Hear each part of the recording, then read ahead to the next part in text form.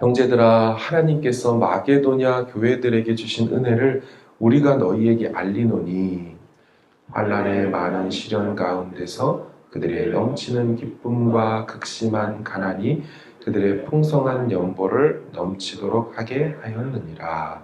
내가 증언하노니 그들이 힘대로 할 뿐 아니라 힘에 지나도록 자원하여 이 은혜와 성도 섬기는 일에 참여함에 대하여 우리에게 간절히 구하니, 우리가 바라던 것뿐 아니라 그들이 먼저 자신을 주께 드리고 또 하나님의 뜻을 따라 우리에게 주었도다. 그러므로 우리가 디도를 권하여 그가 이미 너희 가운데서 시작하였은즉 이 은혜를 그대로 성취하게 하라 하였노라. 오직 너희는 믿음과 말과 지식과 모든 간절함과 우리를 사랑하는 이 모든 일에 풍성한 것 같이 이 은혜에도 풍성하게 할지니라. 내가 명령으로 하는 말이 아니요 오직 다른 이들의 간절함을 가지고 너희의 사랑의 진실함을 증명하고자 함이로라. 우리 주 예수 그리스도의 은혜를 너희가 알지니와 부요하신 이로써 너희를 위하여 가난하게 되심은 그의 가난함으로 말미암아 너희를 부요하게 하려 하심이라. 이 일에 관하여 나의 뜻을 알리노니 이 일은 너희에게 유익함이라. 너희가 1년 전에 행하기를 먼저 시작할 뿐 아니라 원하기도 하였은즉 이제는 하던 일을 성취할지니 마음에 원하던 것과 같이 완성하되 있는 대로 하라. 할 마음만 있으면 있는 대로 받으실 터이요 없는 것은 받지 아니하시리라. 이는 다른 사람들은 평안하게 하고 너희는 곤고하게 하려는 것이 아니요 균등하게 하려 함이니, 너희의 넉넉한 것으로 그들의 부족한 것을 보충함은 후에 그들의 넉넉한 것으로 너희의 부족한 것을 보충하여 균등하게 하려 함이라. 같이 읽습니다. 기록된 것 같이 많이 거둔 자도 남지 아니하였고 적게 거둔 자도 모자라지 아니하였느니라. 아멘. 기독교는 두 가지 면이 있습니다. 지극히 개인적이면서 아주 철저하게 공동체적인 것이 그 두 가지 양면성을 갖고 있는 게 기독교입니다. 출발은 매우 개인적이죠. 그러니까 나의 배우자가 예수님을 믿는다고 해서 내가 저절로 천국을 가는 것이 아니라는 것입니다. 매우 개인적으로 내가 하나님을 만나야 하고 회개하고 죄사함의 은혜를 입어야 비로소 천국에 가는 것은 철저히 개인적이라는 것이죠. 그러나 동시에 기독교는 구원 이후의 삶을 보면 철저히 공동체적입니다. 그러니까 예수를 믿고 홀로 신앙생활하는 법이 없죠.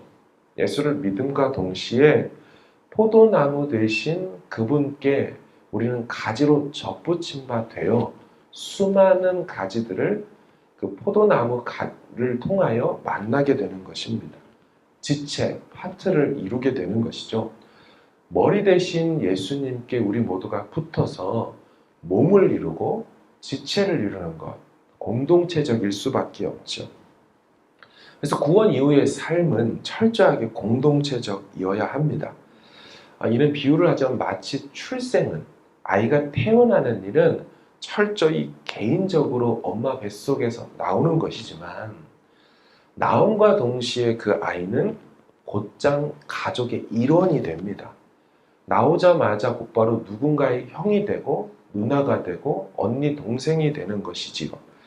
그래서 기독교는 매우 개인적이면서도 공동체적이라는 겁니다. 오늘 본문은 이러한 기독교의 공동체, 가족 개념을 잘 표현한 본문입니다. 초대교회는 오늘날처럼 교회가 많이 있지는 않았습니다. 이름도 특별히 없었죠.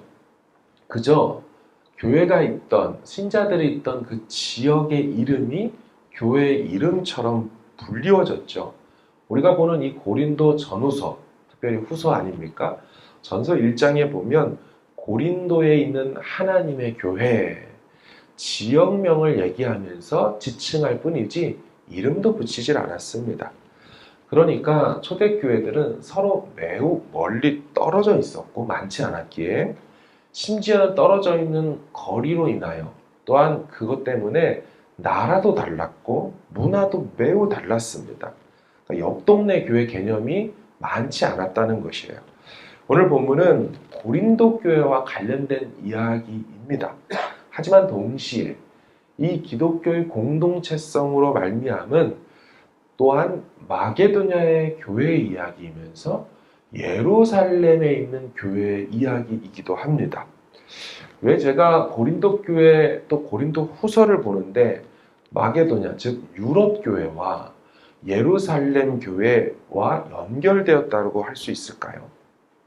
오늘 본문 같이 보는 8, 9장이 연보장이라는 별명을 갖고 있는 이른바 예루살렘 교회의 기근이 들자 성도들이 어려워지고 그 교회가 참 어려움을 당하자 이 교회만의 어려움으로 느끼지 않고 엄청 많이 떨어져 있는 지역에 있는 이 유럽 교회와 그 당시 아가야 지방에 있는 이 교회들이 헌금을 모으는 내용으로 기록이 되어 있는 본문이기 때문이지요. 우리 1, 2절을 같이 좀 보도록 하겠습니다.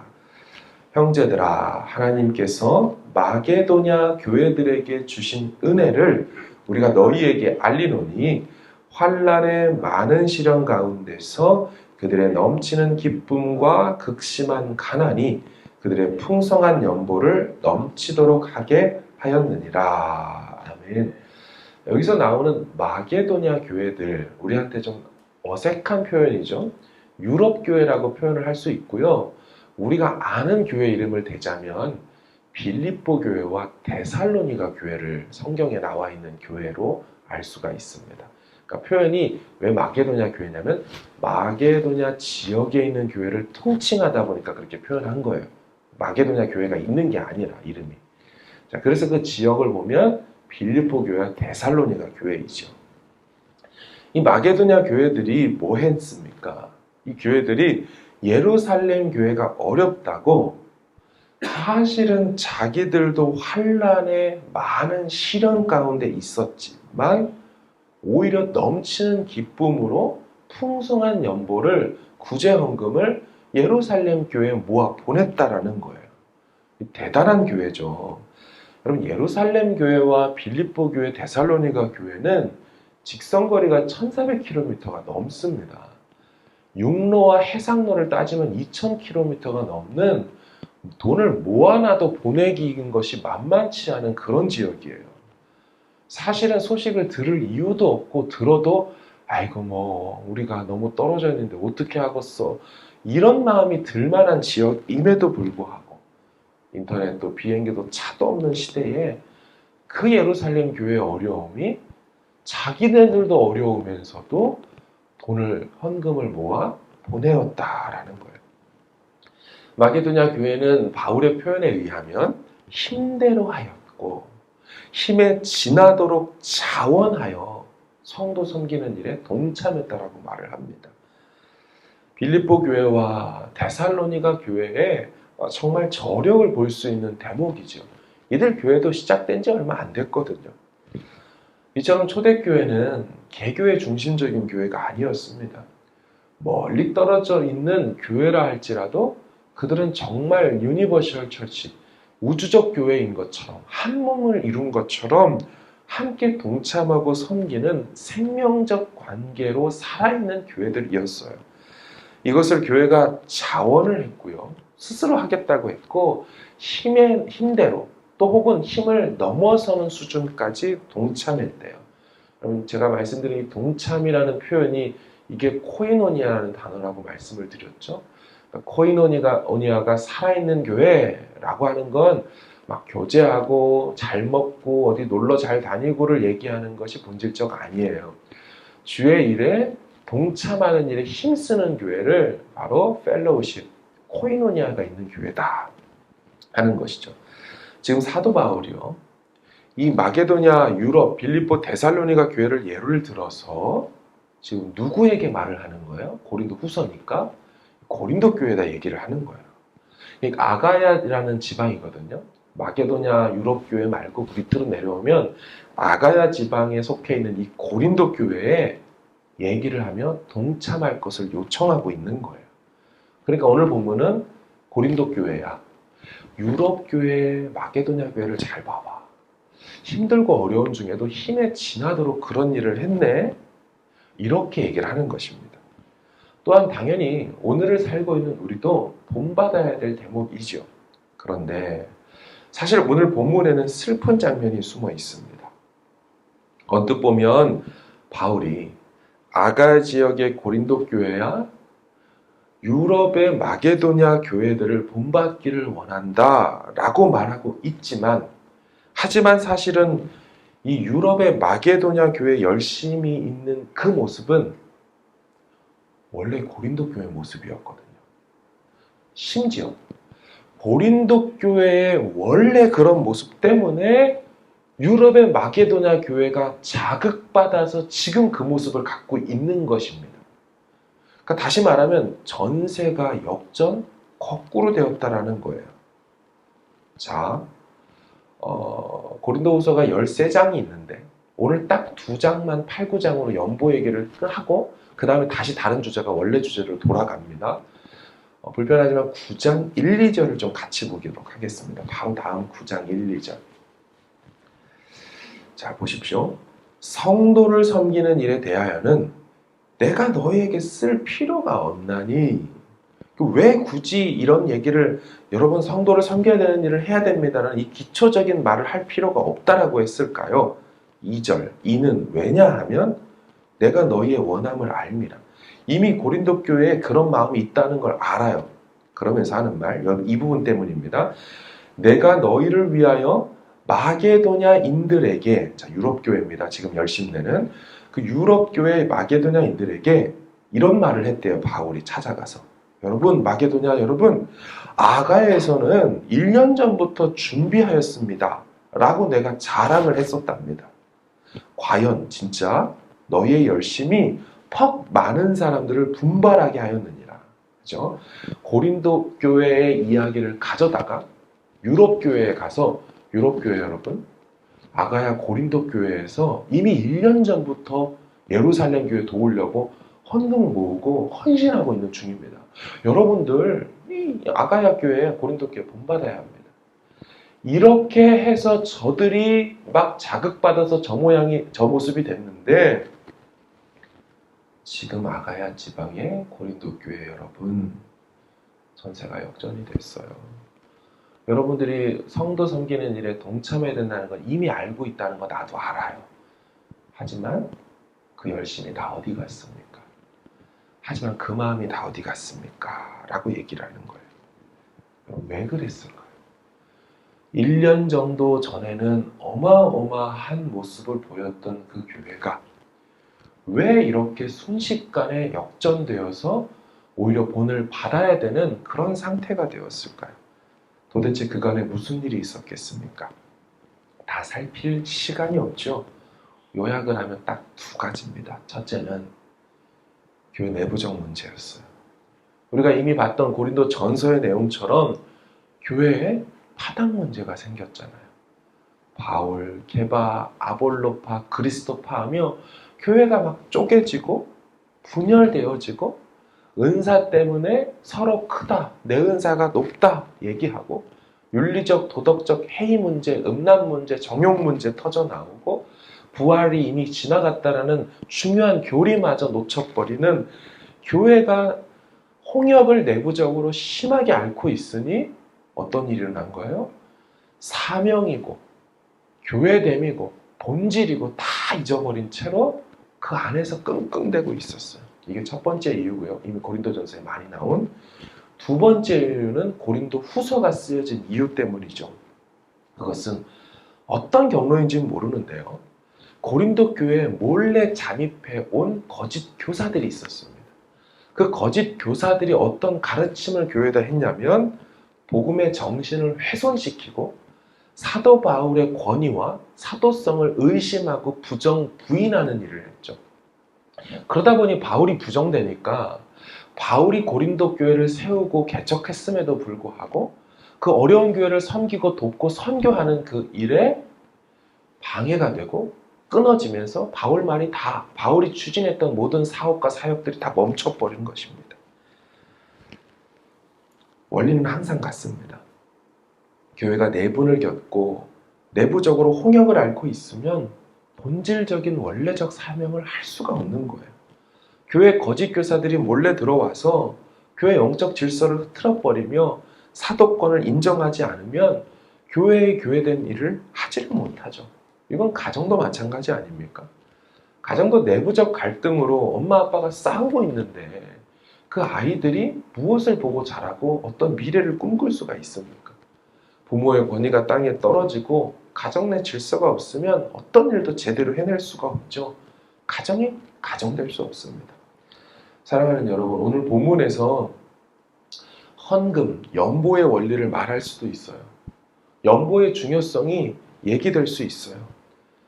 하지만 이 사역을 왜 하지 못했는지를 먼저 점검하기를 원해요.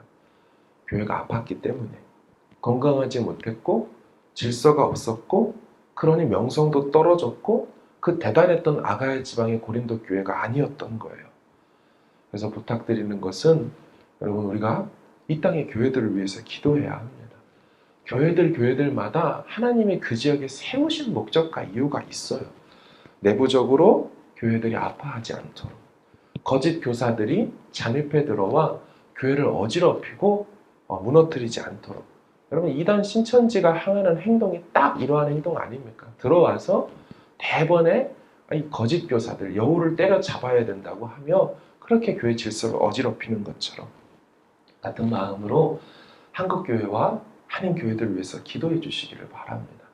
이러한 상황 가운데, 어려운 상황 가운데 정말 나라와 민족의 소망을 갖게 되는 일들은 항상 민족의 산실이었고 신앙의 터전이었던 교회가 될지언데 사람들이 교회에 와서 상처를 받아버리고 교회의 문제들 때문에 소망을 잃어버리는 일들이 얼마나 요즘 시대에 많이 있습니까? 하나님 앞에 우리도 겸손하게 엎드리며 하나님, 이 나라와 민족을 살릴 수 있는 건 선교지에 파송한 우리 선교사님들이 세운 그 교회들이고 거기에 모여있는 현지인 사역자들과 성도들이 아니겠습니까? 우리 그 마음으로 기도하는 것처럼 하나님, 한인교회들 얼마나 많습니까? 브라질, 아르헨티나 엄청 많죠. 각 교회들마다 아파하고 힘들어하는 교회들이 아니라 본래적 사명을 잘 감당할 수 있는 모든 교회들 되도록, 또 그 같은 가정들마다 다 되도록 같이 기도해 주시기를 바랍니다. 우리 함께 기도하기를 원합니다. 말씀 생각하면서 하나님, 교회가 교회 될 수 있도록, 가정이 가정 될 수 있도록, 성도가 성도 될 수 있도록 깨어서 하나님, 우리에게 생명력 넘치는 그 사명 감당할 수 있도록 도와달라고 여러분 갖고 있는 기도 제목도 이런 관점에서 주 앞에 올려드리기를 원합니다. 함께 기도하겠습니다.